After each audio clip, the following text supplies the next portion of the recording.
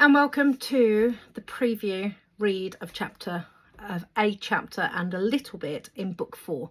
So this is going to be a bit long, so get a cup of tea, put your feet up, relax. But I didn't want to just do a small part because it's kind of hard to get the feel for it if I don't. So this is going to be the tank training in book 4. This is where they go into a virtual reality in order to learn and transform into warriors. So for those of you who've not read books 1, 2 and 3, this is book 4, the Return of Thalen, who is their father from the Pleiades. And we meet some of the Galactic Federation here. The hybrid children, who are half human, half Pleiadian, Syrian, go into these training tanks in order to transform into warriors. It's really, I love this part. So I'm just going to get into it. So just get a cup of tea, relax, sit down. Not sure how long this is going to be because I haven't practiced read it yet, so bear with me. This is chapter 12, Federation Training on the Blue Pearl, which is their father's spaceship, which is on Vivacity Island currently. So it's halfway through book 4. I'm going to talk to you about the build up to going into the tank training, and then I'm going to just read a little bit of Mikey's first experiences with waking up submerged in the water tanks and starting his training with Adrodus. Now, for those of you who've seen the cover reveal, Adrodus is the orca. So he's from Sirius B. He is an upright orca with skills in and out of the water, and he's going to be Mikey's primary trainer. And obviously Bardo is training everybody, and Bardo is the smaller alien who is Master Bardo. He's like my version of Yoda, and he is I created him as a cross between my Fox Red Labrador and an otter. So you'll see that on the front of see him on the front of book 4 too. So without more ado, I'm just going to get into this. So chapter 12, Federation Training, the Blue Pearl, Vivacity Island. No, actually, I'm wrong. I'm going to start with chapter 11, the training tanks. Sorry, I was on the wrong page. So they launched at the hybrid camp, sitting together with Adrodus, Lenny and Mishka. Mikey had found it fascinating watching human staff come to terms with hybrids and galactic aliens laughing and talking together. Some coped better than others. And Tammy was busy healing people's trauma and shock on an energetic level. Once they had eaten, Thalen stood up, tilted his head and beckoned for him to follow. Mikey walked proudly at his father's side as they walked away from the hybrid camp after a few hours of eating and storytelling with the hybrid children. He had learned in a very short time to admire his father due to his principles and the way he commanded people. Thalen had been sharing all his secrets and guiding Mikey in relation to taking over his position later in life. Thalen had been clear on this, that Mikey's future was to lead the Galactic Federation and that humanity was going to evolve into an incredible species of love and power. Mikey still didn't know why Tammy wasn't being considered. Only once Thalen had said it was not about gender and that one day he would understand. Mikey didn't mind, as he guessed Tammy, or anyone really, would not like to do it, and Tammy would have a far more enjoyable life on Earth in Africa with Jax. Mikey could see that what a great man Thalen was, and had fully accepted, had deep down always known, that his duty was to everyone other than himself. Humanity was to play a greater role in the galaxy and stop being a small species on a small planet. Thalen waved for Diego to join them too. Diego walked on the other side of Thalen and felt the same way as his brother. Although he had not been privy to as many meetings and discussions as Mikey had, he had overcome his trust issues after what had happened in Peru, when Lieutenant Kodo had pretended to be his father, and found his real father much kinder. He seemed to relish answering all their questions with delight. He filled the hole Charles had tried to fill for Diego throughout his life. As they walked, some of the others got up and started following them. Mina walked in the middle of Ren and Suki. Tammy and Jax were hand in hand just behind them, while the others remained with the hybrids. Except for Kia and Manko, who were back at the house talking online with their father, this was their last walk of freedom, their last day out. They were about to enter the tanks. Mikey and Diego were not worried about the training and were actually looking forward to it. They were excited at the thought of coming out of the training tanks like supreme warriors without having put in any of the effort. This is precisely how they viewed the whole thing. The simplicity and lack of responsibility pleased them. They were impatient to start. In fact, almost everyone felt this way in one way or another, an opportunity not to be missed. The boys joked about being bigger and stronger, and Diego just desperately wanted to control his powers and avoid the guilt of accidental murder. They found any delay, even this one last walk, frustrating and unnecessary. They just wanted to get in. However, the hybrids loved spending time with them and had needed this. Tammy and Mina, on the other hand, had a completely different perspective. Neither of them wanted to go in the water. Tammy hated the thought of being isolated away from the animals for so long, and whilst a part of Mina was excited about the training, she felt the same drawback that Tammy did when it came to missing her horse. She couldn't bear not to see Mandy for a whole year, and knew Tammy must feel worse about Sirocco. The horses had not been happy on their ride today either, sensing their mood like the empaths that they were. It wasn't just them either. Everyone attached to the horses were depressed at the idea. Plus, the thought of being submerged in the water for so long sent shivers down Mina's spine. "I cannot take this any more," Thalen said, turning to face them all. "Such misery in your hearts." "Sorry, Father," Tammy muttered. "I don't think I can do it." "I'm not doing it," Mina added moodily. "I keep saying this, and yet my words just vanish into thin air." She wafted her hand to demonstrate the vanishing words. "I'll make a deal with you," he said. They looked at him with some hope in their eyes. "If you agree to stay in the tanks for an extra month, then I shall schedule in a ride on your horses every other day." "A real ride, not just in the mind," Tammy said. "A real ride. I shall let you out of the tanks to ride your horses. How about that?" Thalen smiled. Tammy gasped in delight. "Oh yes, that would be great. Can we really do that?" "Yes, we can. Just about." "Oh, thank you, Father, thank you," Tammy said, smiling. "I need one extra ride today to let the horses know and enjoy a canter because our ride earlier was miserable." "Yes, that would be nice," Mikey said. "It was rather depressing." "Anyone who has ever bonded with a horse understands how deep the bond goes," Tammy said. "Not just people like me." "Okay then," Thalen said. He turned and looked at Mina. "I'm still not doing it," she said. "We will do it together," Ren said, taking Mina's hand in both of theirs and squeezing it gently. "I can be with you too," Suki said, taking her other hand. "You won't be alone." Nope, not even together. It's just the most horrible idea I've ever heard," Mina pouted. "I will do some healing on you before you go in, Mina, and remove the fear. Trust me, you will be fine," Thalen said. Bardo approached Thalen and whispered in his ear. Mikey eavesdropped. "Do you see these girls fighting over Mina? Is she not just trouble waiting to explode?" Thalen whispered back. "Indeed she is. It does make life more interesting. Manco likes her too, but her manners are terrible. I don't understand how bad manners attract anyone. I can't stand that one. No offence, dear friend." "None taken, Bardo. It's her beauty. Humans love beauty above manners and character. However, they also want to fix Mina and to help her be good. Humans like to save someone. It's in their nature." Thalen sighed. "If only they could save themselves." "I can fix her. I have some pretty good lessons in mind. Be kind to her, Bardo. She needs to be accepted and loved, or we will push her to the dark side." "She's already there," Bardo retorted in a huff. "She is already making people fight over her." "There is another who loves her, and has done for a long time. He will be here soon. Then it's going to get even worse," Thalen said as he shook his head and released a long, heavy sigh. "Oh, that boy she went to school with?" Bardo raised his eyebrows in surprise, and half of his moustache followed. "Yes, Lee took on Mina's school friends as agents after they were endangered. The one called Kieran showed an unusual intelligence during initial tests and seemed besotted with Mina." "Well, she won't be interested in him. It's clear that she's not attracted to men," Bardo scoffed. "Quite. His determination to change what cannot be changed may become a problem." Thalen sighed. "However, we need brains like his in our army, and for him to be able to survive this, he is safer with us." "These humans and their soap operas," Bardo moaned. "At least these lot want to come out of the tanks to ride a horse. I remember last time when the army wanted a day a week to go to the local pub and watch a soap opera. Remember that? Didn't want to go a week without a pint. Lee's agents were not much better with their ladies' night and bottle of wine. Alcohol and soaps. I have never understood this side to humanity. What a load of utter drivel and depression that was." "Ah, yes, EastEnders. Sarah showed me that once. They kept replaying it post-pandemic. She said humans needed drama because a quiet life drove them mad. I think I'm a little like that.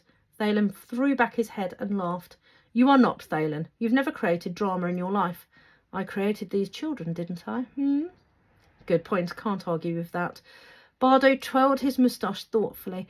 Maybe Sarah showed you too much reality TV. Why do the hybrids want to fight? Diego interrupted. Yeah, I'd have thought the younger ones wouldn't want to, Mikey added. They want to help, and some want revenge. The younger ones will only have a few sessions, and it will be healing for them as well as optimising their physiques. Many will fight in non-combat ways. Bardo will summarise the capability of each hybrid during their tank training, Thalen explained. So they won't go in for as long as us? Mina asked. Goodness no. Very few aliens have been able to do a year. It may be too much for all of you, and we may have to cut it shorter. As a master, Bardo works on energy and vibrations, and he has assessed you quads to be among the rare types who can do a year. Very few vibrate on your frequency. You still do not realise how unique you really are, do you? Thalen asked. The longest a human can be submerged is 3 months. Men less than women, and children even less still. Greys can do half a year, then a week here and there. Syrians not much more, and so on. We have only a year to create an army in the most humane way possible. Unlike Marcellus, who started with a massive army and has been building his for many years with extreme methods. We are bound to be outnumbered, so those trained first will need refreshers, as those trained later go in and out. It is a huge undertaking. Therefore, we must achieve the quality in our soldiers instead of quantity. We must be like Spartans, where one soldier is as strong as 100 soldiers on the enemy's side. Marcellus does not have my tanks, nor my science, nor my technology. He needs numbers. I do not. Our tactical goal is quality, not quantity, Mikey asked. It's our only option. Okay, I like that idea, Mikey said eagerly. As long as I stop messing up, I don't care how strong I am, Diego sighed.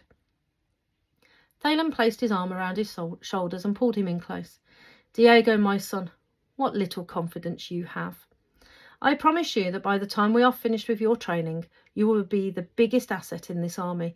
You will be able to face 1,000 soldiers alone and not even break a sweat. Me? I sweat at just the thought of fighting, Diego admitted, smiling sheepishly. You will step out of the tank a different person, my son. You will be armed with different tools, and all of your self-esteem issues will be gone. Make the right choices, and your confidence will grow. What if I don't make the right choices? He asked Thalen, looking slightly panicked. The knowledge, the training, and the tools you will possess will make it very hard for you to make mistakes. You will have too much knowledge and support from your team. You will know too much, and you are not alone. You will have the most amazing teachers in the galaxy. You cannot fail with such teachers. I promise you that. Do you understand?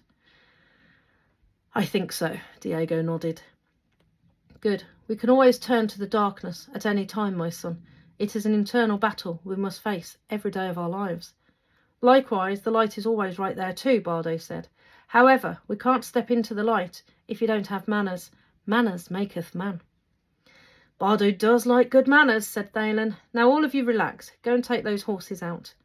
They do not need asking twice. Tammy called the horses and the ground shook as they galloped towards them. Moments later, Thalen and Bardo watched as they all galloped away.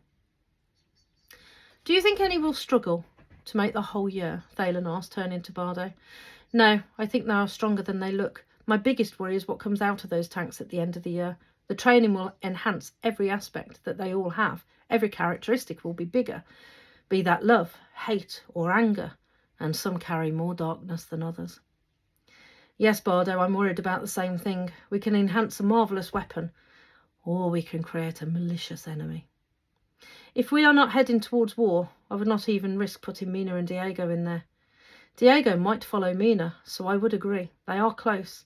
We just have to hope that their DNA is more light than dark, Bardo said. I trust Sarah. Her DNA was pure light, which must have an impact on my children.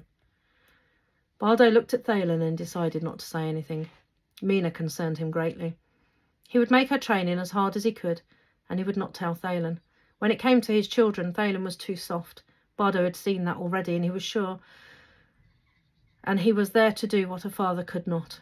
Even with his skills, Bardo doubted he could stop Mina from joining the dark side. However, he would stop at nothing to find a way. This moment marks the beginning of our future, Thalen spoke.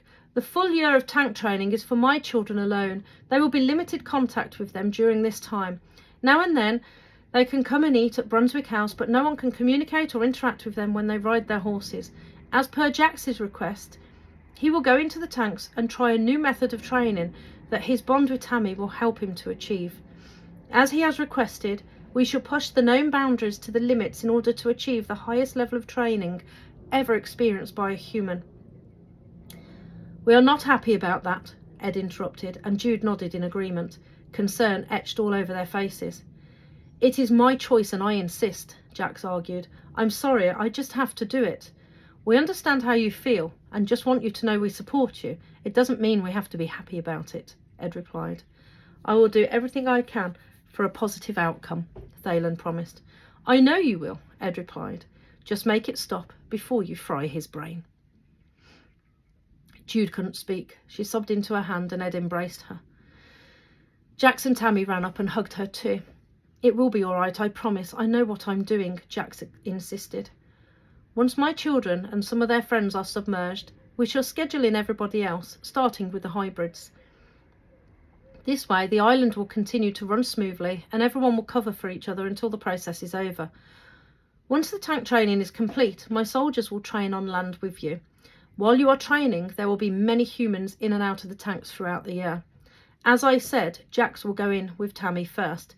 The Arcturian Brotherhood believe that her energy, along with their own abilities to rapidly heal and rebuild cells, will keep him alive and strong.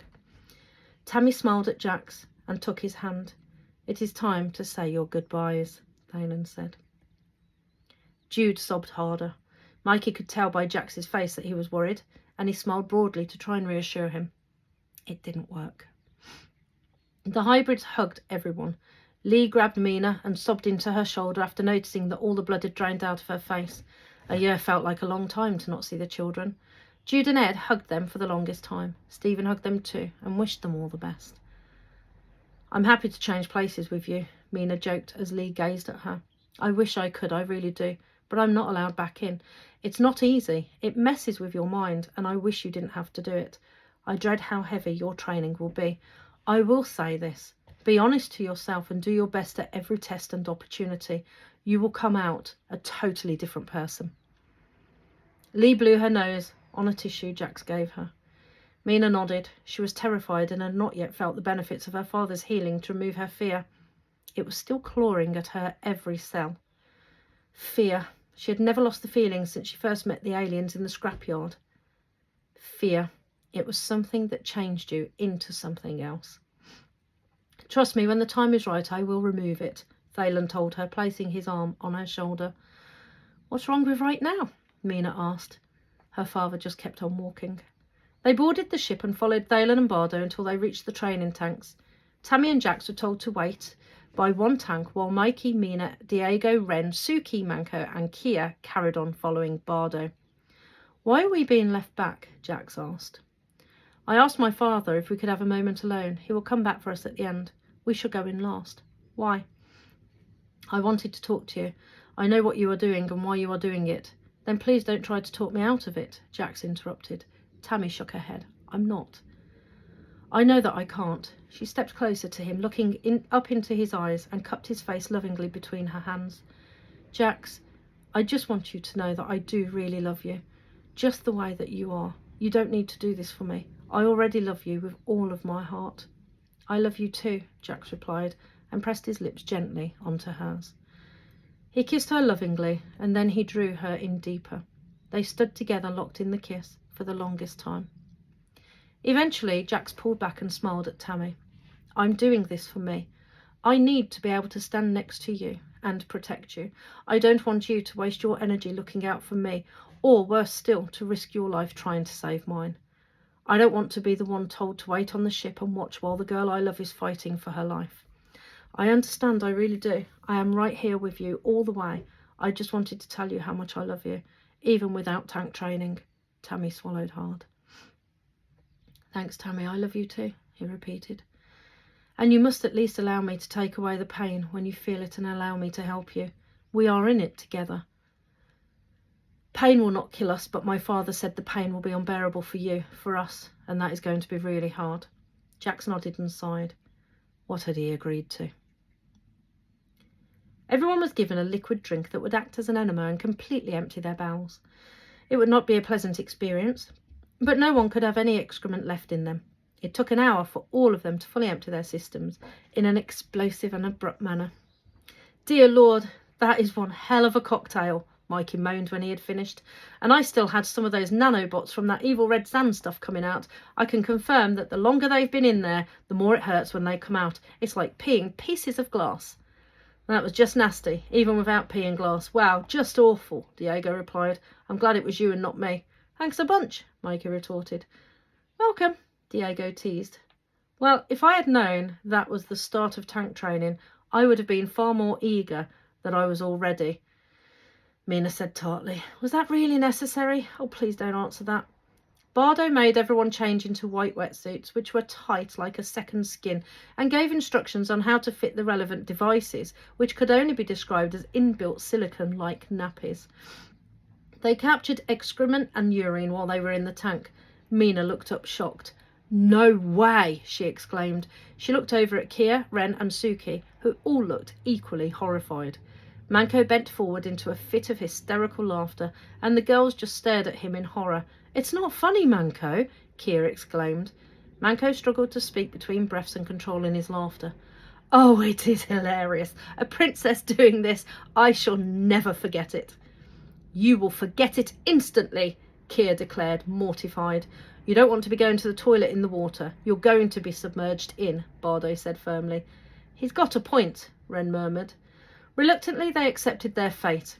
Bardo guided everyone, and once they had attached their private connectors, he began clipping everyone's suits to the various other cables and connections. There were 2 hose connections that plugged into the white suits on either side of the chest area. Plasters with wires were connected to them, were stuck on their temples, on the backs of their hands, and on the top of their bare feet.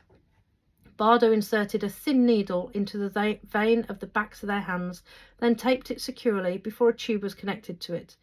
This was how fluids would be fed to them. Food, water, medicines, nanobots, and the bacteria for training purposes. Bardo told them to close their eyes and brace for an uncomfortable feeling.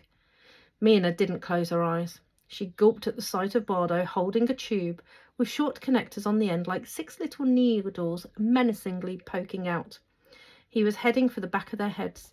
The nails didn't look long enough to pierce their skull, but Mina and Diego, whose eyes weren't shut either, exchanged looks of dread all the same. It looked like it was going to be painful, even if it only pierced the skin. They closed their eyes and clenched their fists. Bardo started with Mina. He placed the tube behind her head, near the base of her skull, and pressed a button. Tiny nanobot-like creatures that resembled ticks began creeping out of the head of each needle and making their way to her head. They pushed through her hair follicles and began burrowing into her skin. Mina's eyes flew open, but before she could scream, Bardo shouted, "Don't move! Don't you dare move!" Mina swallowed hard and closed her eyes again. Thalen placed his hand on her shoulder and smiled at her. She felt warmth coming from his hand and a tingling sensation, and felt her body relax. Mina forced herself to be brave. Bardo released 6 little creatures that burrowed under her skin while attached to little black wires on the tip of the needles. She couldn't see what they were and cringed as she felt something like bugs crawling into her skull. It took all her might not to scratch, scream, or move. Bardo watched as the 6 little nanobugs crawled into her head.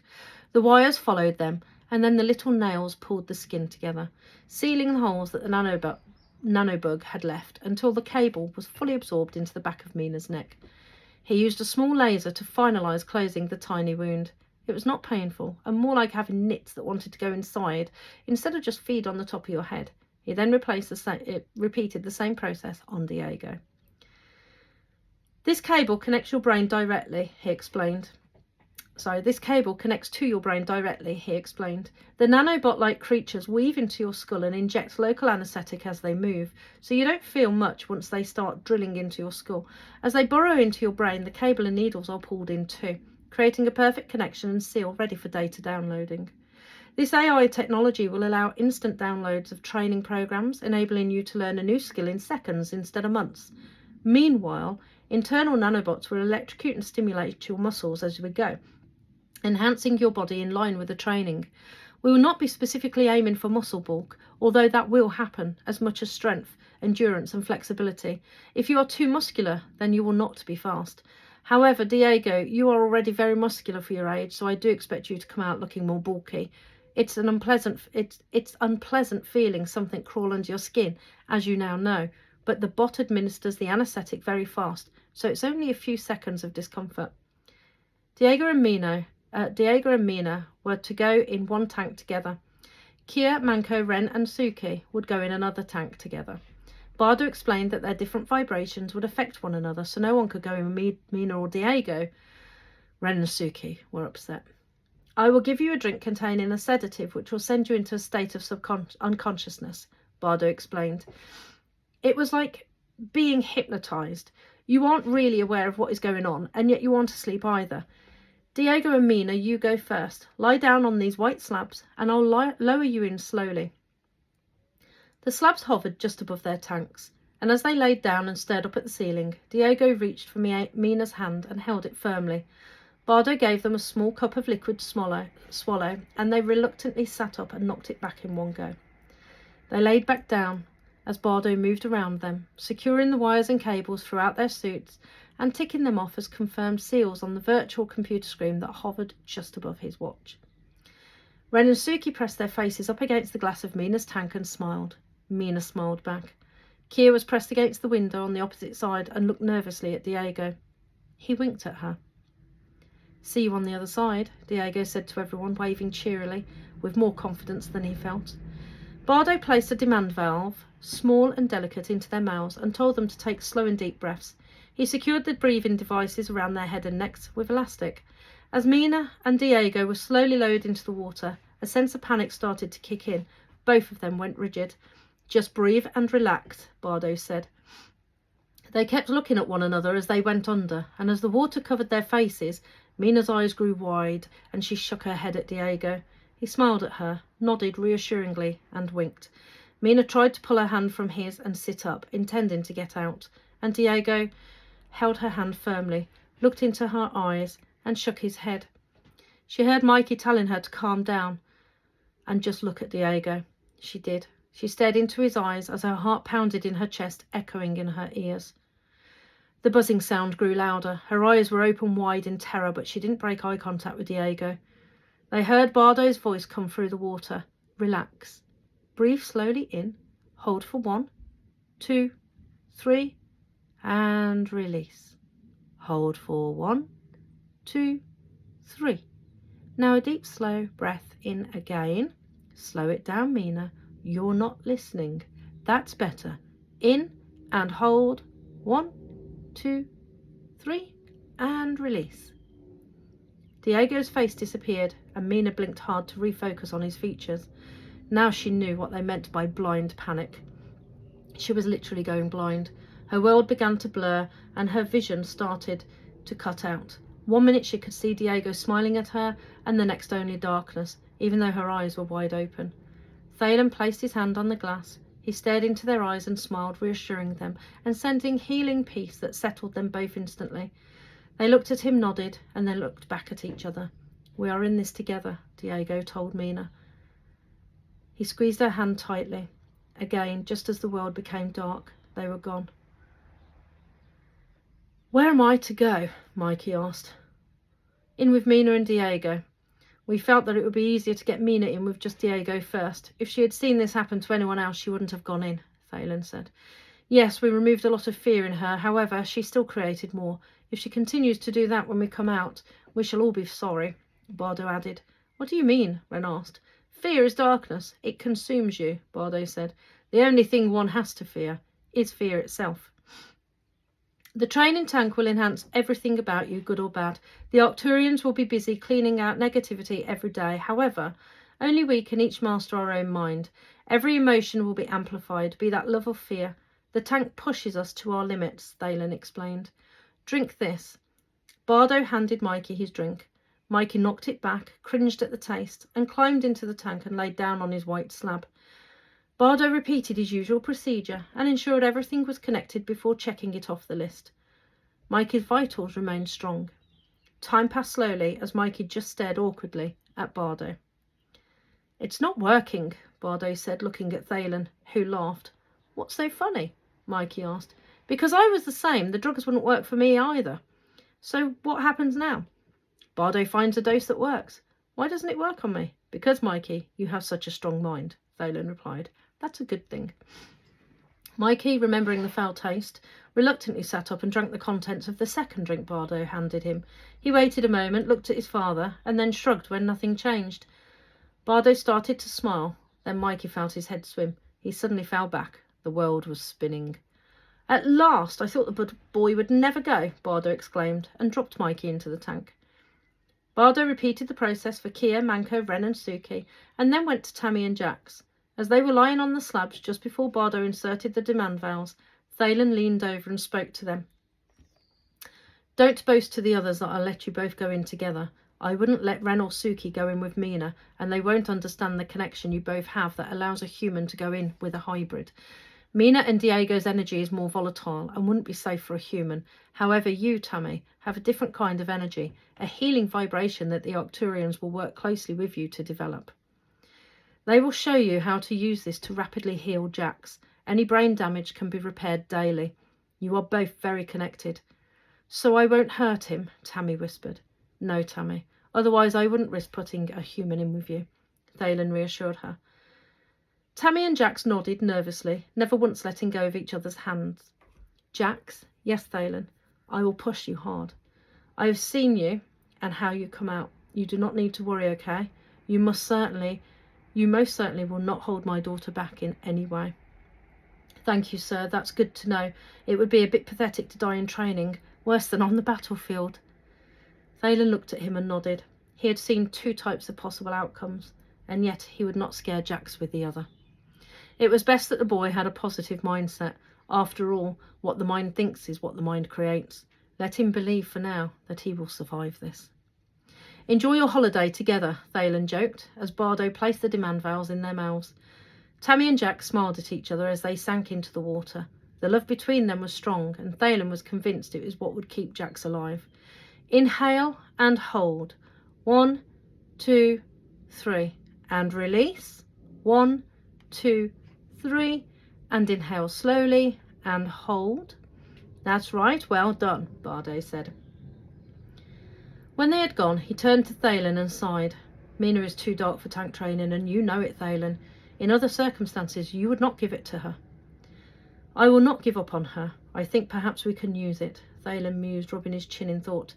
"I know what you are thinking. No, Thalen, you're crazy." "Perhaps," Thalen replied. "It is a risk I have decided to take." Then, just the start of Chapter 12. Federation training on the Blue Pearl, Vivacity Island. Mikey started to wake up. He was in a space that was all white. Nothing existed in this room, not even a floor or a ceiling. Nothing except him and the aliens watching him. Facing him was his father, Bardo, Hepsia, Aquila, Romy, Lenny, and a representative from each insectoid species similar to a hornet, mantis, woodlouse, and armadillo. As his blurred vision cleared, he looked to his left just as the Brotherhood came walking in. He blinked, rubbed his eyes, looked down at the white wetsuit, and wondered why it was not wet. He had no memory of getting out of the tank. "Always have to make an entrance," Bardo muttered to Thalen moodily. "Shh, Bardo. The Brotherhood have the right to show that they are separate to us. They are, after all, the only ones who can accomplish peace, and we should respect that they don't have to help us inferior ones." Mikey tried to speak, but no words would come out. His mouth just opened and closed. Bardo stepped forward. "Don't try to talk yet. The first time is always the hardest." Thalen nodded. "Just give it a moment, my son. It's faster and easier after the first time. This is an imaginary room, a construct that we have created using AI. Artificial intelligence allows us to train you without removing you from the tank," Bardo said. "You are still submerged." We are your main tactical training team, Thalen continued. Today, Bardo and I will commence your training. I will explain the rules. You will come here often and then be released back into sleep to recover. At various intervals, the others will step in and perform their training. Each of us will have our own training methods and plan that will start easy, then ramp up into something far more painful and challenging. Mikey nodded his understanding. Thirsty, he said groggily. You aren't really here. You cannot be thirsty. That is just your mind adjusting to this new environment, Bardo explained. Think about it. You're lying in gallons of water. How can you be thirsty? How can you drink if you're not really here? Mikey swallowed, thought about it, and his thirst immediately disappeared. That's right, Bardo said, smiling. Your mind is powerful. What happens in here will feel real. Fights will hurt. They will really hurt. You must learn to take pain and carry on as if you haven't been punched hard in the face or stabbed in the leg. You must learn. You will bleed. Your body will feel the agony, and you will come out of the tank with physical scars. How is that possible if I'm not really here? Mikey asked, his voice dry and crackly. Because your mind will make it real, and your body will respond. That is why the Brotherhood is here. They will heal you and help you to repair, as will the various bacteria and nanobots that we have. We will even send healers in to physically stitch you up. I won't lie to you. It will feel as real as if it were, and we need you to be prepared, Bardo explained. It will really hurt. Yeah, you said that already, Mikey said, shaking his head, sighing heavily. Thalen came forwards and stopped in front of him. Bardo and I will train you according to our own skill sets. Bardo is a master. He will teach you to enhance all of your martial arts skills and how to manipulate the minds of others. I won't engage in combat, though. Adrodus, Aquila, Swaru, Hepsia and Lenny will be focused heavily on combat training, Bardo told him. And when you are ready, the insectoids will push you further. You will also have training from us on how to enhance your telepathic skills, Hepsia said, indicating to Romy and the Brotherhood. We will help you grow any powers of telepathy and psychokinesis. I will focus on leadership and authority and fill any gaps that may exist, Thalen added. A hornet stepped forward and made a strange low-level buzzing noise that Mikey was able to understand. I and the other insectoids will teach you all about our kind, how we work, and how to work with us as an army under your command. We shall also teach you how to fight us and what our strengths and weaknesses are, as there will be more of us with Marcellus. My species are not as spiritual and evolved as most. Very few of us seek peace and harmony like me. We are just like your race a few thousand years ago, when you had the rare and occasional holy person like Jesus and the first Dalai Lama, and then over 2,000 years later, before the pandemic, you had thousands of holy leaders. We have a handful of holy insectoids. You will come to learn this. We will teach you all we know, and what army we each lead will be at your side. Thank you, I am most grateful, Mikey said, and bowed with respect. And don't worry, I will teach you how to avoid us when we have eaten meat, the armadillo chuckled. We are worse than when we are young and gain more control with age. Good to know, Mikey nodded. I am Anunnaki, a reptilian species, and we have a reputation of not being liked, Lenny said, bowing slightly. Understandably, since we have destroyed and occupied planets for much of our existence, I will be teaching you the art of deceit and trickery and how my race works on the human mind to defeat you. This way, you will be able to recognise it and defend yourself. Mikey nodded. I appreciate the help and sorry to hear about your kind. That must be tough. I was always the odd one out in my family and soon learned that there is a growing pool of us who don't like tyranny and control. We actually do fight for world peace too. Life sucks sometimes, Lenny shrugged. The Anunnaki and Draconian species have a dark history, Bardo explained. For convenience and time, I shall give you the brief version, and the more detailed version shall be downloaded while you sleep. During your rest and healing mode, you will have many martial arts training sessions, as well as history and language lessons on galactic languages, species and planets, and much more downloaded in hyperspeed. Hours of teachings will be learned in nanoseconds. And that is all I'm going to read today. So I hope you enjoyed it. Nearly 40 minutes of reading there, but it's so exciting. I find it really exciting that they go into the tanks and the different Galactic Federation warriors who are their personal trainers are just super cool and exciting. But then I am biased. So I hope you enjoyed that. And yeah, I hope you are looking forward to book 4 coming out. Take care.